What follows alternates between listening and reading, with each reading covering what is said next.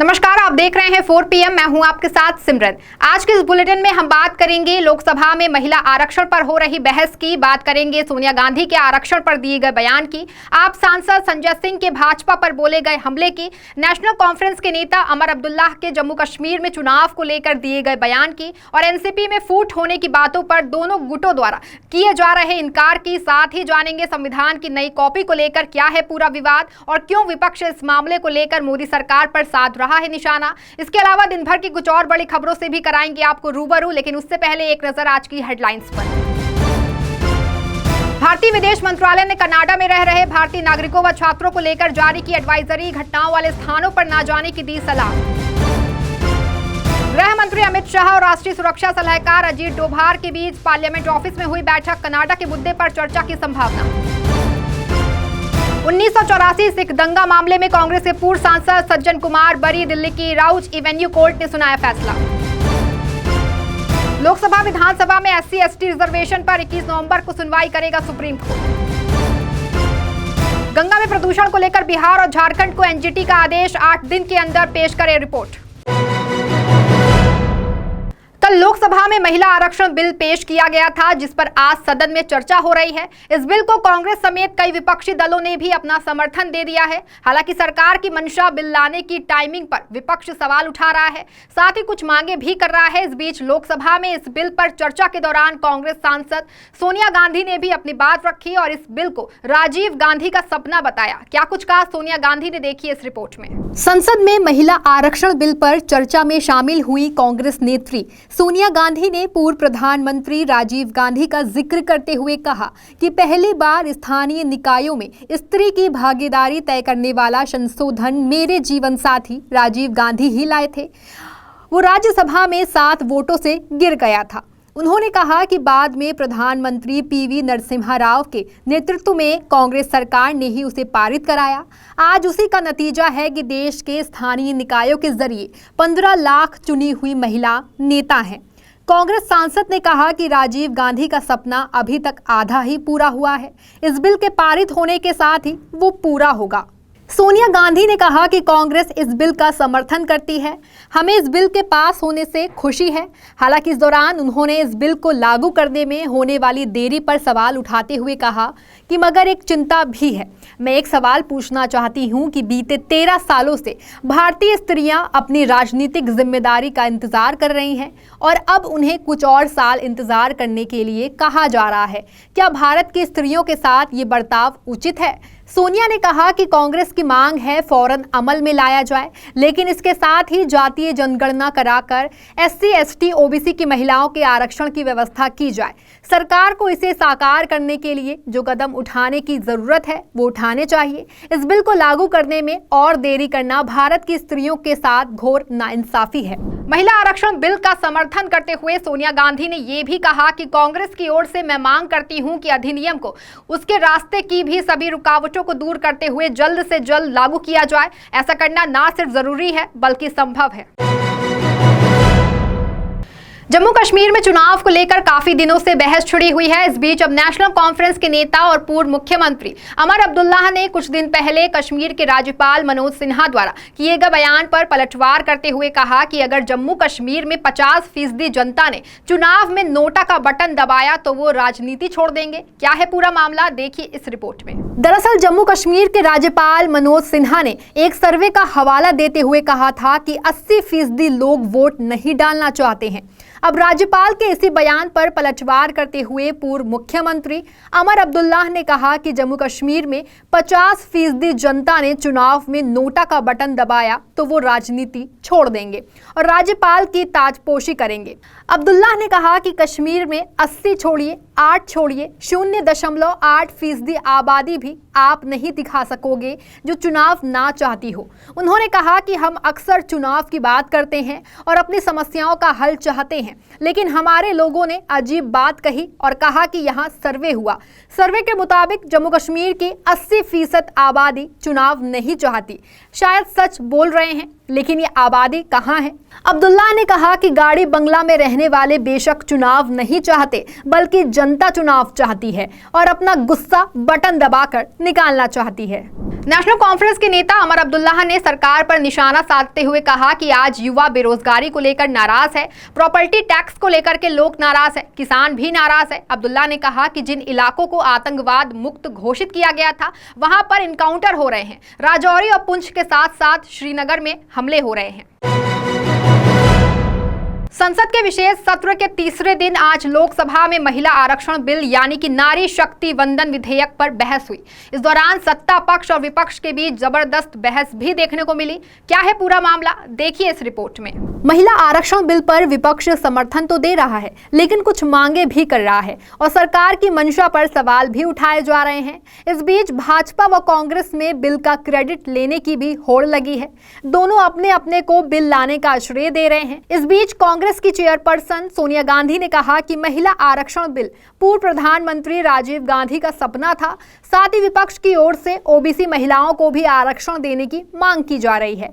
वहीं एक विवाद मोदी सरकार द्वारा नए संसद में प्रवेश के दौरान बांटी गई संविधान की कॉपी को लेकर भी छिड़ी हुई है। गौरतलब है कि कांग्रेस समेत लगभग पूरा विपक्ष ही महिला आरक्षण बिल के समर्थन में खड़ा है। इस समय संसद का विशेष सत्र जारी है। कल से संसद की कार्यवाही नए सदन भवन में होनी शुरू हो गई है। कल सभी सांसदों ने संविधान की प्रति के साथ नए संसद भवन में प्रवेश किया, लेकिन अब लोकसभा में नेता विपक्ष अधीर रंजन चौधरी ने नई संसद में मिली संविधान की कॉपी पर सवाल खड़े कर दिए हैं। उन्होंने कहा कि इस संविधान में समाजवादी धर्मनिरपेक्ष शब्द नहीं है। क्या आरोप लगाया अधीर ने, देखिए इस रिपोर्ट में। कांग्रेस सांसद चौधरी ने कहा कि संविधान की जो नई प्रतियां 19 सितंबर को हमें दी गई, जिन्हें अपने हाथों में पकड़कर हम नए संसद भवन में प्रवेश किया, उसकी प्रस्तावना में सोशलिस्ट सेक्युलर यानी कि समाजवादी धर्मनिरपेक्ष शब्द नहीं है। उन्होंने कहा कि हम जानते हैं कि ये शब्द सन 1976 में एक संशोधन में जोड़ा गया था, लेकिन अगर आज कोई हमें संविधान देता है और उसमें ये शब्द नहीं है तो ये बहुत चिंता का विषय है। कांग्रेस नेता ने कहा कि अगर अब कुछ बोलने की कोशिश करेंगे तो वो कहेंगे कि शुरू में जो था वही दिया जा रहा है। चौधरी ने कहा कि उनकी मंशा अलग है। उन्होंने कहा कि हम डरे हुए हैं, हम चिंता में हैं। संविधान में जो हमें दिया गया है उसमें से समाजवादी धर्मनिरपेक्ष शब्द को बड़ी ही चालाकी से हटा दिया गया है। उन्होंने कहा कि ये हमारे लिए बेहद चिंता का विषय है। अधीर ने यह भी कहा कि मैंने इस मुद्दे को उठाने की कोशिश की, लेकिन मुझे मौका नहीं मिला। अधीर रंजन चौधरी के इन आरोपों में भाजपा ने कहा कि संविधान की जो मूल कॉपी है वो ही दी गई है। भाजपा ने इन आरोपों को अनावश्यक विवाद बताया है।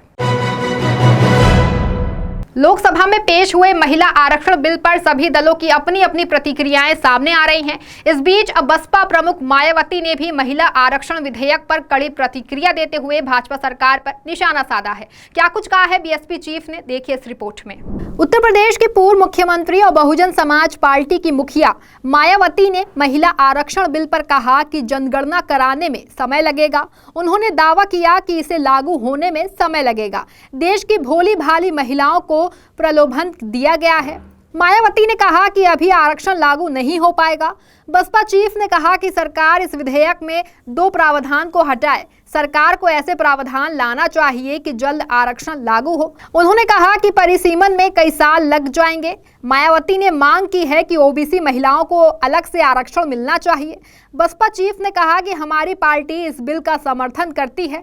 उन्होंने दावा किया कि बीजेपी और कांग्रेस आरक्षण नहीं देना चाहती। मोदी सरकार पर निशाना साधते हुए पूर्व सीएम मायावती ने कहा कि ये बिल आंखों में धूल झोंकने जैसा है। उन्होंने कहा कि इस विधेयक के जरिए आरक्षण देने की नियत नहीं है। उन्होंने कहा कि विधेयक में कई प्रावधान जिसमें कि 15-16 सालों तक महिलाओं को लाभ नहीं मिलेगा। गौरतलब है कि इससे पहले कल भी मायावती ने महिलाओं को लोकसभा व राज्य की विधानसभाओं में आरक्षण 33% की जगह 50% देने की मांग की थी। एनसीपी के नाम और सिंबल को लेकर के चाचा भतीजे यानी कि शरद पवार और अजित पवार के बीच रस्साकशी लगातार जारी है। हालांकि मामला अभी चुनाव आयोग के पाले में है। इस बीच दोनों गुटों के द्वारा ये दावा किया जा रहा है कि पार्टी के अंदर कोई भी फूट नहीं है। क्या कुछ कहना है दोनों गुटों का, देखिए इस रिपोर्ट में। पहले शरद पवार गुट की ओर से पार्टी प्रदेश अध्यक्ष जयंत पाटिल ने कहा कि चुनाव आयोग की तरफ से हमारे केस को विवाद की तरह देखना गलत है। उन्होंने आयोग पर शरद को समय न देने का भी आरोप लगाया। वहीं जयंत पाटिल के बयान पर प्रतिक्रिया देते हुए अजित पवार गुट के सीनियर नेता और महाराष्ट्र कैबिनेट में मंत्री छगन भुजबल ने कहा कि अच्छी बात है, हम भी कहते हैं कि हमारी पार्टी में कोई फूट नहीं है। साथ ही भुजबल ने यह भी दावा किया कि पार्टी में कुछ बदलाव हुए हैं, जैसे राष्ट्रीय अध्यक्ष का बदलाव। उन्होंने कहा कि अब अजित पवार पार्टी के अध्यक्ष हैं और हमने चुनाव आयोग को इस बारे में सूचित कर दिया है। फिलहाल दोनों गुटों ने पार्टी के नाम और सिंबल पर दावेदारी के पक्ष में चुनाव आयोग को कामकाज सौंपे हैं। आयोग ने राष्ट्रवादी कांग्रेस पार्टी के अजित पवार और शरद पवार गुटों को 6 अक्टूबर तक व्यक्तिगत सुनवाई के लिए बुलाया है। नए संसद भवन में मोदी सरकार की ओर से बांटी गई संविधान की कॉपी से धर्मनिरपेक्षता और समाजवाद शब्द गायब होने पर विपक्ष मोदी सरकार पर हमलावर है और सरकार को घेर रही है। अब इस मामले को लेकर के आपके राज्यसभा सांसद संजय सिंह ने भी सरकार पर हमला बोला है। क्या कुछ कहा संजय सिंह ने, देखिए इस रिपोर्ट में। भाजपा को घेरते हुए संजय सिंह ने कहा कि दोनों शब्दों से बीजेपी का कोई लेना देना नहीं है। देश में अमन चैन और धर्मनिरपेक्षता से बीजेपी का क्या मतलब? बाबा साहेब डॉक्टर अंबेडकर और अन्य संविधान निर्माताओं की सोच से अलग इनकी सोच है। बीजेपी को समाजवाद यानी समता मूलक समाज की स्थापना नहीं करना है, इसीलिए बीजेपी वालों को इससे क्या मतलब? हाँ, ये 13 लाख करोड़ रुपए का फायदा अपने पूंजीपति मित्रों को जरूर पहुंचा सकते हैं ताकि वो बैंकों को लूट सके। सांसद ने कहा कि इनकी रुचि अपने दोस्तों को देश से सुरक्षित भगाना है। पहले भी जब केंद्र सरकार ने कैलेंडर बांटा था तो उसमें भी यही खेल किया गया था। संजय सिंह ने कहा कि ये सच है कि बीजेपी को धर्मनिरपेक्षता और समाजवाद से नफरत है। ये देश में गैर बराबरी को बनाए रखना चाहते हैं। बीजेपी नफरतों की बुनियाद पर बनी पार्टी है। इतना ही नहीं, आपके राज्यसभा सांसद संजय सिंह ने पीएम मोदी का नाम लेते हुए कहा कि जब 2014 में संसद के अंदर प्रवेश किया तो नमन किया था, अब संसद को छोड़ दिया, अब ये नए संसद में संविधान लेकर घुसे हैं, आने वाले दिनों संविधान छोड़कर कहीं और चले जाएंगे। महिला आरक्षण बिल को लेकर के आज लोकसभा में बहस हुई। इस दौरान पक्ष विपक्ष दोनों की ओर से अपनी दलीलें रखी गई हैं। इस बीच समाजवादी पार्टी की ओर से सांसद डिंपल यादव ने लोकसभा में अपनी बात रखते हुए सरकार की मंशा पर भी सवाल उठाए। क्या कुछ कहा डिंपल यादव ने, देखिए इस रिपोर्ट में। बिल को लेकर समाजवादी पार्टी के समर्थन की बात करते हुए डिंपल यादव ने कहा कि इसमें सभी वर्गों की महिलाओं को शामिल किया जाना चाहिए। महिला आरक्षण बिल में SC, ST, OBC और अल्पसंख्यक महिलाओं के लिए भी रिजर्वेशन होना चाहिए। उन्होंने इस दौरान सरकार की मंशा पर भी सवाल उठाते हुए कहा कि सरकार को ये 9 साल के बाद क्यों याद आया, क्या सरकार जातीय जनगणना कराएगी? डिंपल ने इस दौरान बीजेपी सांसद निशिकांत दुबे से भी सवाल किया, आप ग्रामीण महिलाओं की स्थिति के बारे में बात करते हैं तो फिर सरकार पिछड़े समाज की महिलाओं का दर्द क्यों नहीं समझती? गौरतलब है कि समाजवादी पार्टी महिला आरक्षण बिल के समर्थन का ऐलान कर चुकी है। सपा के राज्यसभा सांसद रामगोपाल यादव भी महिला आरक्षण के समर्थन करने की बात कह चुके हैं। अब पार्टी OBC व अल्पसंख्यक महिलाओं के भी आरक्षण की बात कर रही है। तमिलनाडु के मुख्यमंत्री M.K. स्टालिन के बेटे और प्रदेश सरकार में युवा मामले और खेल मंत्री उदयनिधि स्टालिन ने सनातन धर्म को लेकर एक बार फिर विवादित टिप्पणी की है। इस बार उदयनिधि ने ये टिप्पणी प्रदेश के गवर्नर RN रवि के बयान पर पलटवार करते हुए की है। क्या कुछ कहा है उदयनिधि ने, देखिए इस रिपोर्ट में। तमिलनाडु के राज्यपाल RN रवि के बयान पर पलटवार करते हुए उदयनिधि स्टालिन ने कहा कि जातिगत भेदभाव को समाप्त करने के लिए ही सनातन धर्म को समाप्त किया जाना चाहिए। उन्होंने कहा कि उनका मानना है कि अगर सनातन नष्ट हो जाएगा तो छुआछूत भी नष्ट हो जाएगा। इससे पहले राज्यपाल RN रवि ने एक कार्यक्रम में कहा था कि दुर्भाग्य से हमारे समाज में कुछ भेदभाव है। एक बड़े तबके के भाई बहनों को सनातन की नजर से नहीं देखा जा रहा। ऐसा करने के लिए हिंदू धर्म में कहीं नहीं कहा गया है। ये एक सामाजिक बुराई है और निश्चित तौर पर इसका खात्मा होना चाहिए। गवर्नर के इसी बयान पर पलटवार करते हुए उदयनिधि ने ये बात कही है। गौरतलब है कि उदयनिधि ने इससे पहले सनातन धर्म की तुलना कोरोना और डेंगू मलेरिया जैसी बीमारियों से कर दी थी। इसके बाद ही सनातन धर्म को लेकर देश में एक अलग ही बहस शुरू हो गई थी, जो अभी तक जारी भी है। अब उदयनिधि ने एक बार फिर सनातन धर्म को लेकर ये टिप्पणी की है। इस बुलेटिन में फिलहाल बस इतना ही। ऐसी बड़ी तमाम खबरों से जुड़े रहने के लिए देखते रहें 4 PM। धन्यवाद।